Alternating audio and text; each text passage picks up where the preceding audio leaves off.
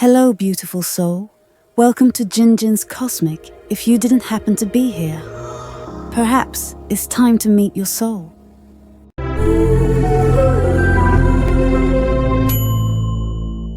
There is a silence that speaks louder than any scream, a stillness that holds more power than any overt force.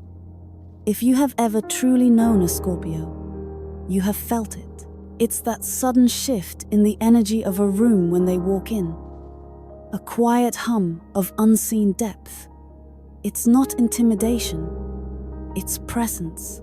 It's the feeling that you are in the company of a soul that has journeyed through the underworld and returned, carrying secrets the stars themselves have not yet spoken. But what happens when that silence is broken? Not by them, but by you. What happens when a careless word, a hollow promise, or a shallow sentiment is tossed into that deep, still water? It does not simply create a ripple. It awakens something ancient, something primal, a truth that, once stirred, can never be put back to sleep. Today, we are not here to talk about a list of forbidden phrases. That is a language for the surface. And Scorpio does not live there. We are here to talk about the sacred keys that unlock the deepest chambers of their soul. The words that can either build an unbreakable bond of trust or shatter it into 1,000 silent pieces. These are not mere words, they are energetic violations. Before we journey into that abyss, I want you to connect with this truth. Scorpio, or you who love one, take a moment and drop a comment below with the one single word that has the power to either build or break your trust. Just one word. Let the universe bear witness to the power you hold in language. For you see, speaking to a Scorpio is not a conversation. It is a soul contract. And there are clauses written in invisible ink that, if breached, render the entire agreement null and void. They will not announce the breach. They will not argue the terms. They will simply close the portal, and you will be left on the other side, wondering why the temperature suddenly dropped, why the light in their eyes no longer recognizes you. Let us now explore the 7 sacred veils of the Scorpio soul, and the words that risk tearing them apart forever.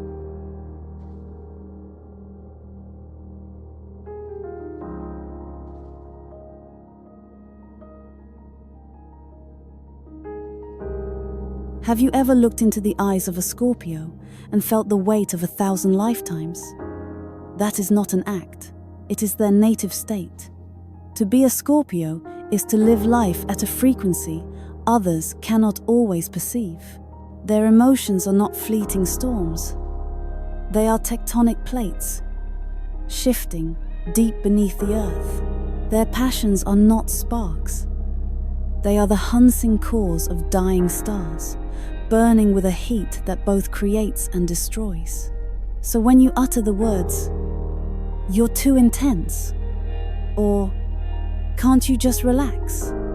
you are not offering comfort. You are committing a profound act of spiritual invalidation.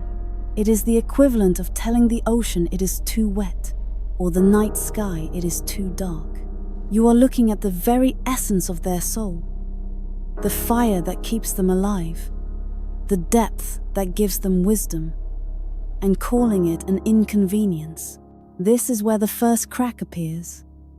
For Scorpio, intensity is not a choice. It is the language of truth. They do not do anything halfway, because in their world, the gray area is the home of lies, of indecision, of the lukewarm soul.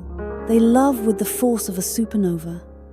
They hurt with the silence of a black hole, and they commit with the gravity of a planet. To ask them to tone it down is to ask them to betray themselves. They will not argue with you.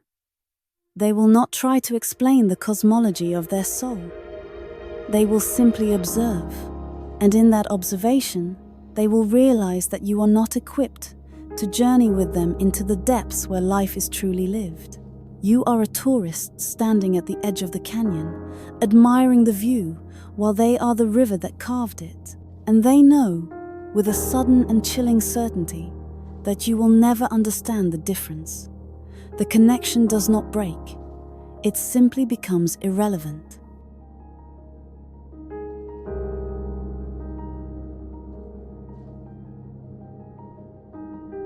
Trust, in the world of Scorpio, is not a word. It is a temple. It is a sacred space built brick by brick, not with words, but with actions, with consistency, with unspoken understanding, and with raw, unshielded vulnerability.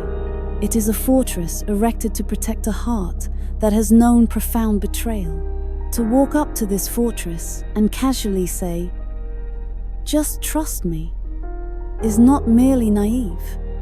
It is an act of profound disrespect. It is like asking a master locksmith to accept a key you crudely carved from soap. You are asking them to bypass every defense mechanism their soul has forged in the fires of experience and grant you access to their most sacred chamber based on nothing but your own self-assurance. The Scorpion's instinct is to see what is hidden. They are the detectives of the Zodiac, not out of suspicion, but out of a deep-seated need for truth. They do not hear your words. They feel your frequency. They scan your intentions. They analyze the dissonance between what you say and what your energy reveals. They are students of the human soul, and they know, better than anyone, that words are the easiest masks to wear. When you demand their trust without earning it, you don't trigger their suspicion. You confirm it. You reveal that you do not understand the currency of their world. Trust is not given. It is earned through blood, sweat, and shared silence. It is earned by showing them your own darkness and not flinching when they show you theirs. So when they respond with a quiet, penetrating gaze and a wall of silence, they are not being difficult. They are protecting their temple from a tourist who does not understand its sanctity. They have seen what happens when the gates are opened too easily, and they would rather live in their fortress alone than welcome a guest who does not honor the cost of its construction.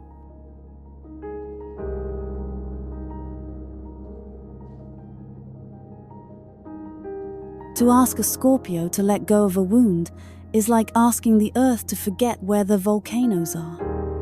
It is a fundamental misunderstanding of their nature. For them, memory is not a collection of stories. It is an energetic imprint. Pain, betrayal, and loyalty are not events that happened in the past. They are frequencies that continue to vibrate within their very cells. They are ruled by Pluto, the planet of death and rebirth. They understand that nothing ever truly dies. It only transforms. A betrayal doesn't just go away. It becomes a scar, a lesson, a part of the soul's permanent architecture. It informs every future decision, every intuitive hit, every boundary they set. That scar is not a sign of weakness.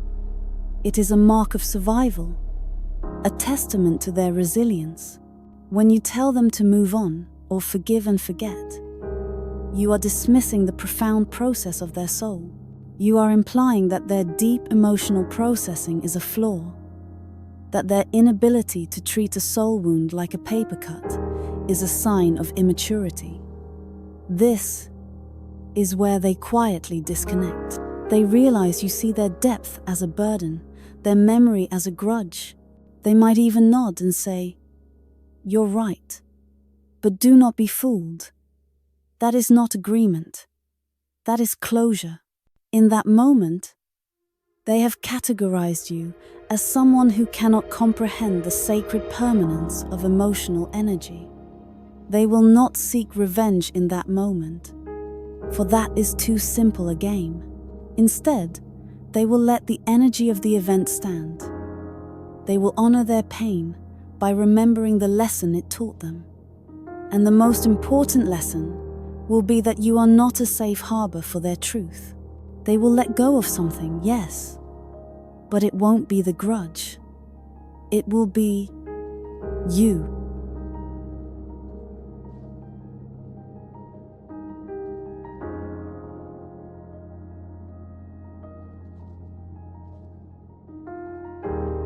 There is a common, almost lazy, misconception that Scorpio is merely possessive or insecure.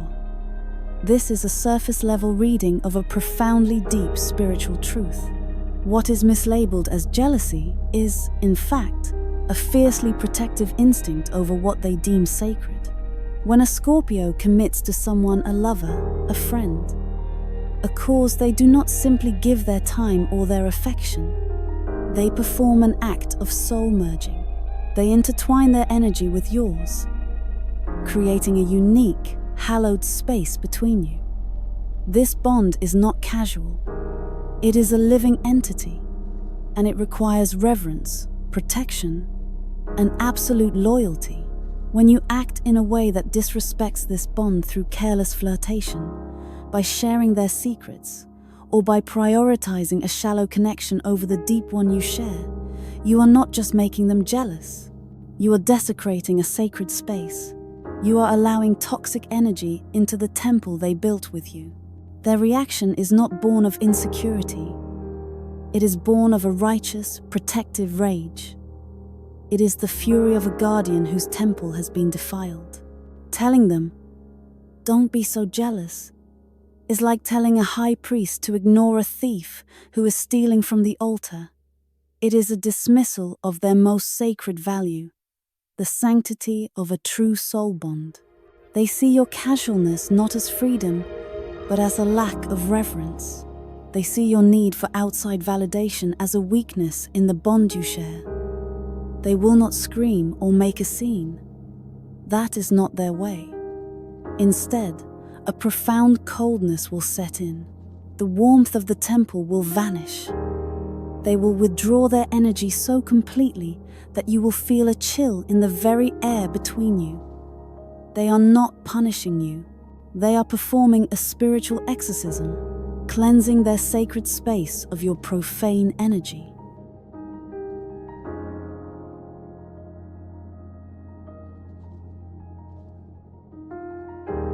It is often said that Scorpios hate being told no. This is not entirely true. They do not hate the word itself. They hate the energetic challenge it represents. Scorpio operates from a place of deep, strategic control.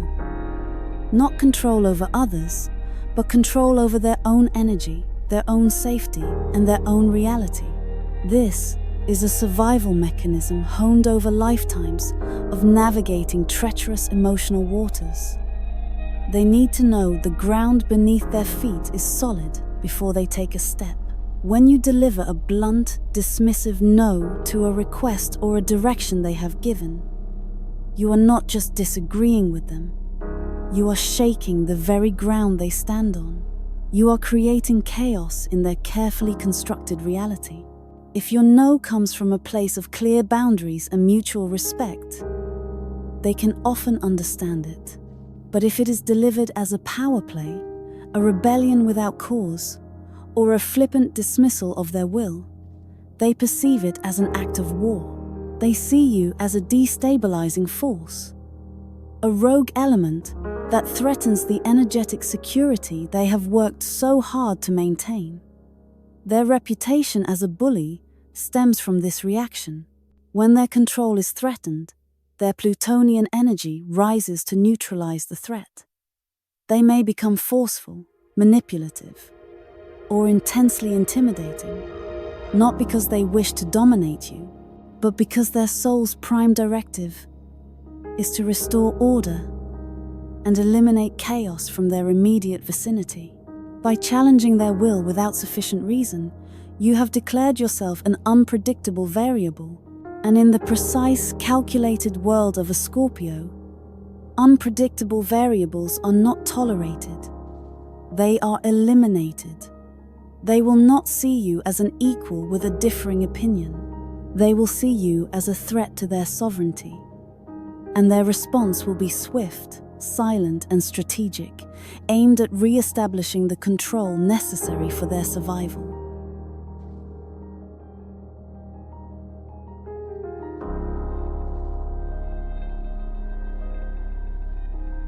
The soul of a Scorpio is a sovereign nation.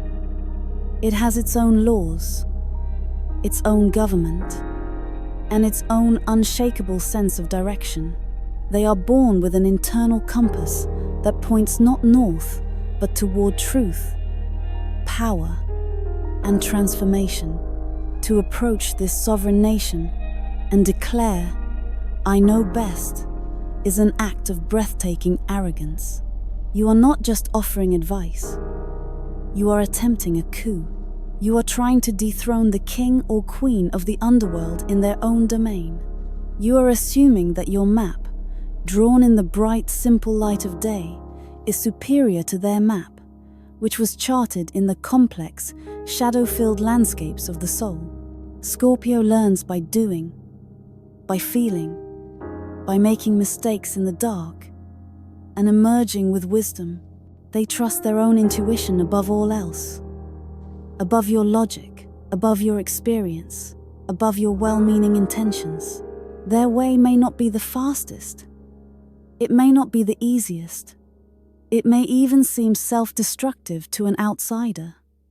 But it is their way, and the journey itself, with all its painful lessons, is more valuable to them than arriving at a destination guided by another's hand. When you insist that your way is the right way, they will not debate you. They will simply ignore you. Your voice will become background noise. In their mind, you have revealed yourself as someone who does not respect their inner authority. You have failed to recognize that they are not seeking a guide. They are the guide. They will proceed to do things their way, and they will succeed or fail on their own terms. But they will do so with a newfound awareness. You are not an ally who trusts their power, but a colonizer who seeks to impose your own. And they will quietly and permanently revoke your diplomatic status within the borders of their soul.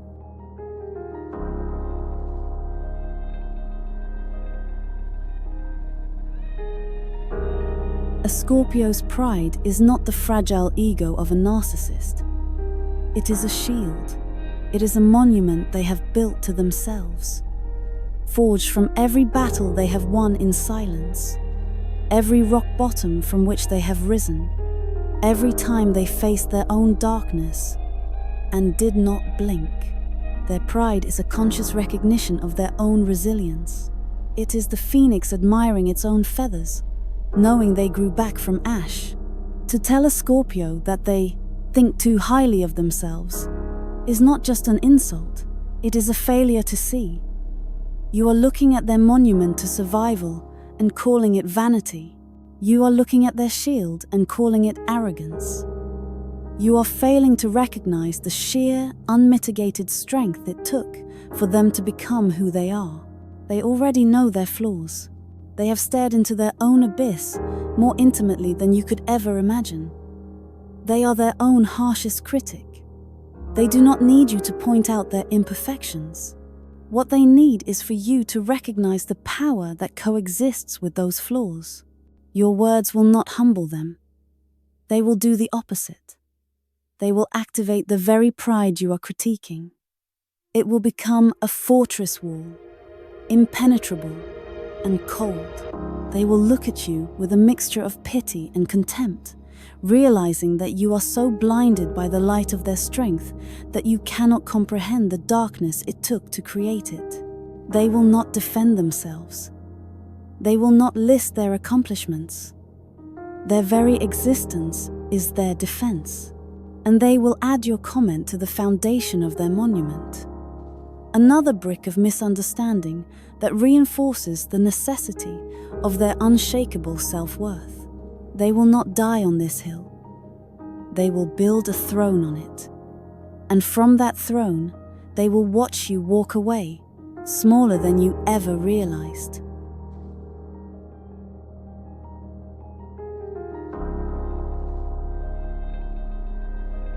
So you see, it's never just a word.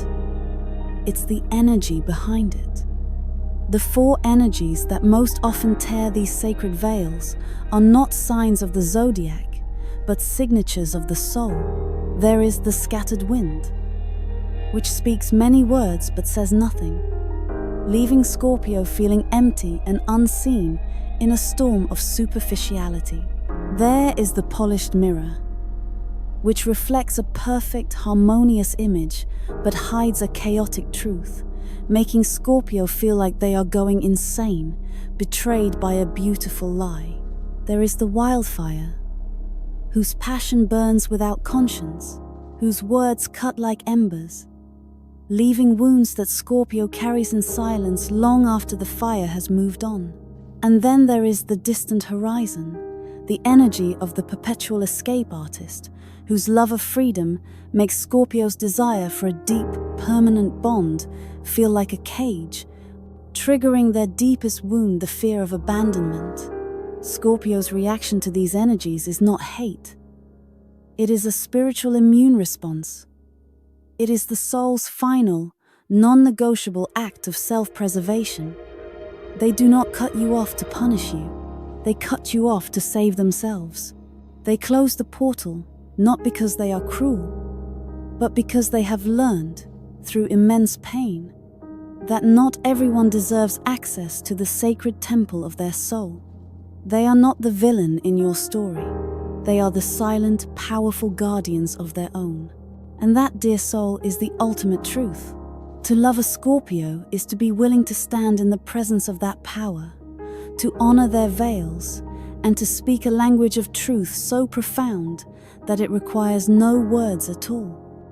If this truth resonated within you, if you felt the echo of your own soul in these words, subscribe and join us on this journey. Here, we do not just read the stars. We read the scars. We read the silence. We read the soul.